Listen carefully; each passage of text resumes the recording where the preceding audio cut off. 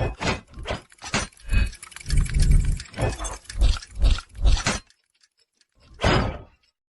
Friends, నమస్తే. నేను mister friends.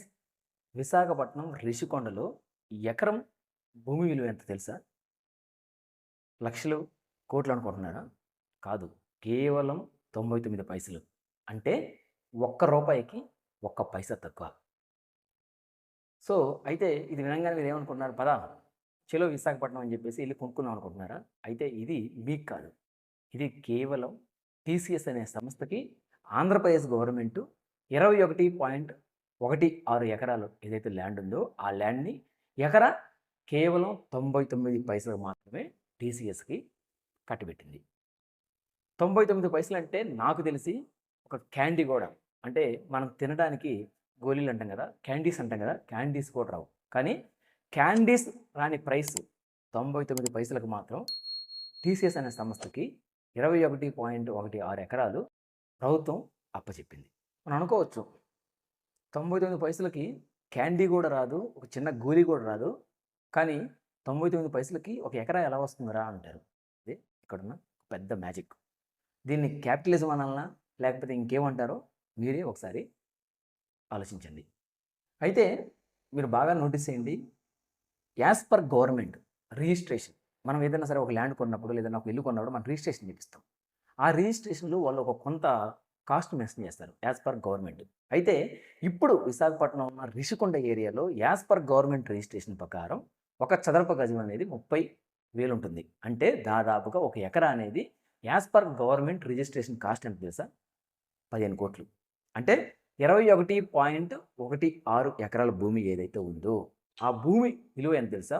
As per government registration ప్రకారం 315 కోట్లు. అదే మార్కెట్ వాల్యూ ఉంటుంది కదా, మార్కెట్ వాల్యూ ఎంత తెలుసా? ఒక ఎకరాకి 50 కోట్లు. అంటే వాళ్ళు ఏదైతే 21.16 ఎకరాలు టీసీఎస్కి ఇచ్చారో, ఇవ్వాలని పెట్టారో ప్రపోజల్, ల్యాండ్ యొక్క వాల్యూ ఎంత తెలుసా? యాజ్ పర్ మార్కెట్ రేట్ ప్రకారం దాదాపుగా 1000 crore ప్లస్. అయితే దీంట్లో అత్యంత ఇంట్రెస్టింగ్ థింగ్ ఏంటి తెలుసా? కానీ ఇంత ల్యాండ్ గవర్నమెంట్ టీసీఎస్ అనే సంస్థకి ఇస్తుంది అంటే టీసీఎస్ ఆ ల్యాండ్లో కట్టబోయే ఏదైతే పార్క్ ఉంది కదా, అంటే టీసీఎస్ ఐటీ పార్క్ ఉంది కదా, ఆ పార్క్ కోసం వాళ్ళు ఇన్వెస్ట్ చేసిన ఎంత అమౌంట్ తెలుసా? కేవలం 1370 కోట్లు.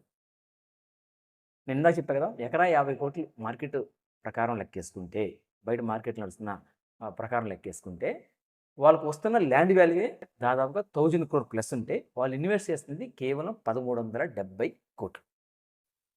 1370 కోట్లు ఇన్వెస్ట్ చేస్తే వాళ్ళు గవర్నమెంట్కి ప్రామిస్ చేస్తున్న జాబ్స్ ఏం చేస్తాం? 12,000 jobs, 12,000 jobs they are giving assurance to the government.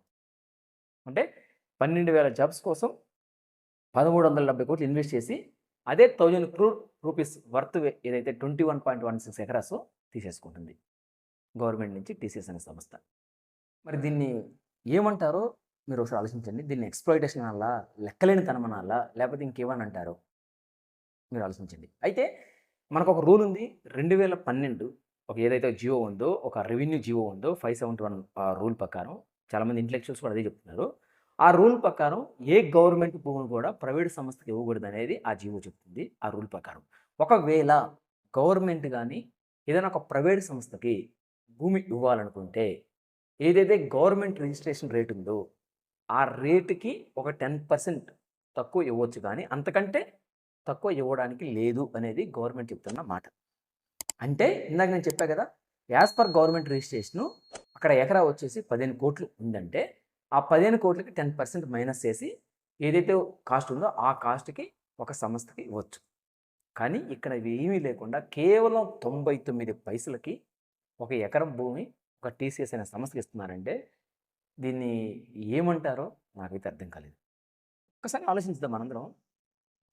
99 పైసలకి ఒక సంస్థకి ఎకరా భూమి కట్టబెట్టి, అంటే 21.16 ఎకరాలు కట్టబెట్టేసి దాన్ని అభివృద్ధి అంటే మనం ఏమనాలి?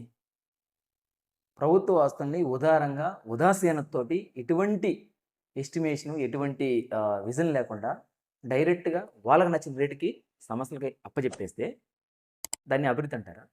దాన్ని విజన్ అంటారా? దాన్ని క్రియేషన్ ఆఫ్ జాబ్స్ అంటారా?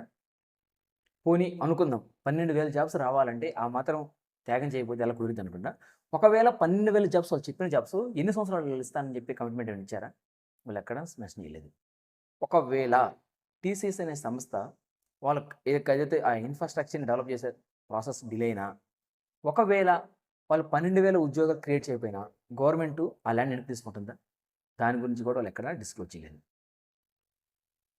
అంటే కేవలం మీరు అనుకోవచ్చు 12,000 ఉద్యోగాలు రావాలంటే ఆ మాత్రం త్యాగం చేయొచ్చు కదా, తప్పేముంది, దీంట్లో మనం వ్యతిరేకించడానికి ఏముంది అనొచ్చు. ఆ 12,000 ఉద్యోగుల క్రియేషన్‌లో భాగంగా ఆ 12,000 ఉద్యోగులు ఆంధ్రాలో ఉన్న వాళ్ళకి వస్తాయా? రావు కదా! టీసీఎస్‌కి ఎన్నో సంస్థలున్నాయి. అన్ని చోట్ల వాళ్ళకి ఐటీ పార్కులున్నాయి. హైదరాబాద్, బెంగుళూరు అన్ని చోట్ల వాళ్ళకి ఐటీ పార్కులున్నాయి. ఆ సంస్థల్లో పనిచేసే వాళ్ళంతా ఆ లోకల్‌లో ఉన్నారా? లేదు కదా! అంటే 12,000 ఉద్యోగాల్లో మహా అంటే ఒక 10% అంటే ఒక 200 ఉద్యోగాలు ఆ లోకల్‌కున్న వస్తాయి. మిగతా అంతా కూడా బయట నుంచి హైర్ చేసుకుంటారు. అంటే 99 పైసలకి ఎకరం భూమిని టీసీఎస్‌కి ఇచ్చి వాళ్ళేమన్నా ఉచితంగా ఏమన్నా ఇస్తున్నారా? లేదు కదా! ఎవరైతే ఎంప్లాయీస్ ఉన్నారో వాళ్ళు కష్టపడితేనే వాళ్ళకి సాలరీస్ రూపంలో ఇస్తారు. అది ఏ సంస్థ అదే చేస్తుంది. సో, అలాంటప్పుడు గవర్నమెంట్ ఎందుకు అంత ఉదాసీనత, అంత నెగ్లిజెన్స్‌గా 99 పైసలకి ఒక ఎకరం ఇవ్వడం అనేది నాకైతే అర్థం కాలేదు. అంటే ఇక్కడ మనం చాలా విషయాలు ఆలోచించాలి.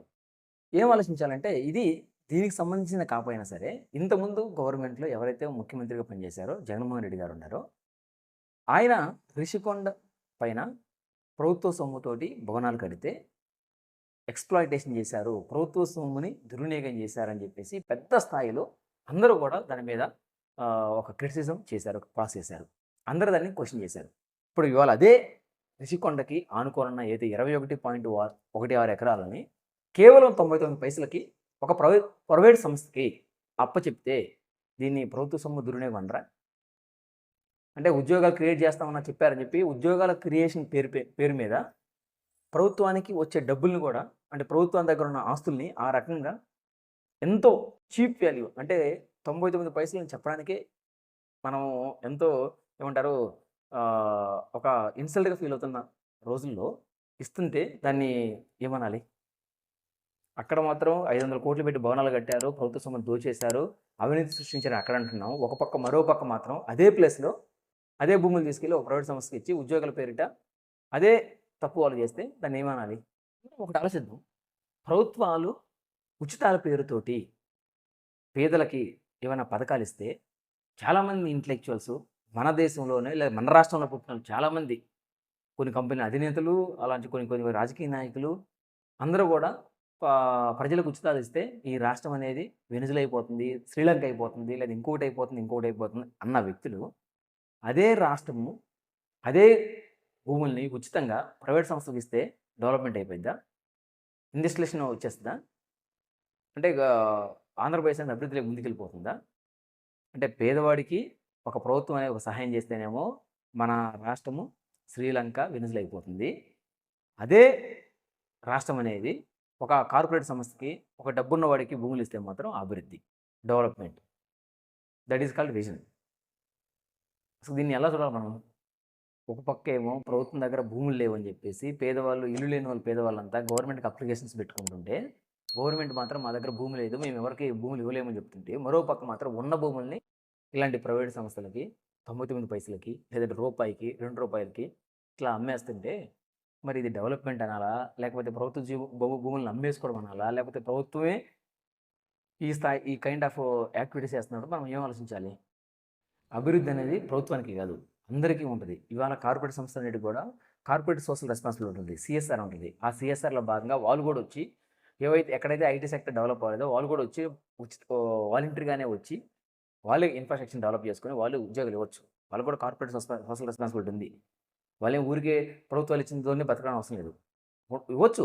గవర్నమెంట్ అనేది ఇన్సెంటివ్స్ ఇస్తది.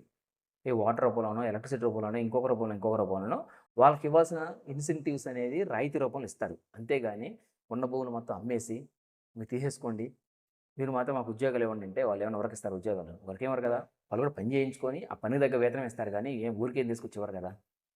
దానివల్ల వాళ్ళకి కూడా బెనిఫిట్ వస్తుంది కదా! వాళ్ళకి కూడా రెవెన్యూ వస్తుంది కదా! మరి అలాంటప్పుడు వాళ్ళకి అంత ఉదాసీనతగా, అంత కేర్‌లెస్‌గా, అంత నెగ్లిజెన్స్‌గా భూములు ఇవ్వాల్సిన అవసరం ఉంది. అంటే ఇది ప్రభుత్వాన్ని విమర్శించడం అనో, లేకపోతే ప్రభుత్వాన్ని మనం అంటాం కాదు కానీ, ఇది ఇక్కడే కాదు. ఏ గవర్నమెంట్ అయినా సరే ఏదైనా ఒక భూమి ఇచ్చేటప్పుడు ఆ భూమికి తగ్గ ఒక రేటుని తీసుకొని, ఆ రేటు ప్రకారం ప్రైవేట్ సంస్థలకి భూములు ఇస్తే బాగుంటుంది కానీ, లేదంటే ఎవరు అధికారులు ఉన్నారుగా అని చెప్పి వాళ్ళు ఇష్టం వచ్చినట్టు ఆ భూమిలో దారాదత్తం చేస్తే రేపు నాడు గవర్నమెంట్ దగ్గర భూములు ఉంటాయా?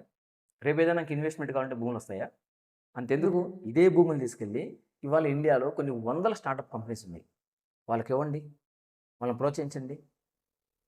ఇదే 21.16 ఎకరాల్లో ఉన్న ఏదైతే ల్యాండ్ ఉందో ఆ ల్యాండ్ని స్టార్టప్స్ కంపెనీస్కి ఇచ్చి వాళ్ళు ఇన్వెస్ట్మెంట్ చేయమని చెప్పండి. వాళ్ళకి ఇవ్వండి మీరు ప్రోత్సాహాలు. వాళ్ళు ఇవాళ టీసీఎస్ ఏదో చెప్తున్న 12,000 జాబ్స్ కంటే కూడా ఎక్కువ క్రియేట్ చేస్తారు కదా. ఒక 100 స్టార్టప్ కంపెనీస్ తీసుకురండి. అది కూడా ఒక కైండ్ ఆఫ్ జాబ్ జనరేషన్ కదా.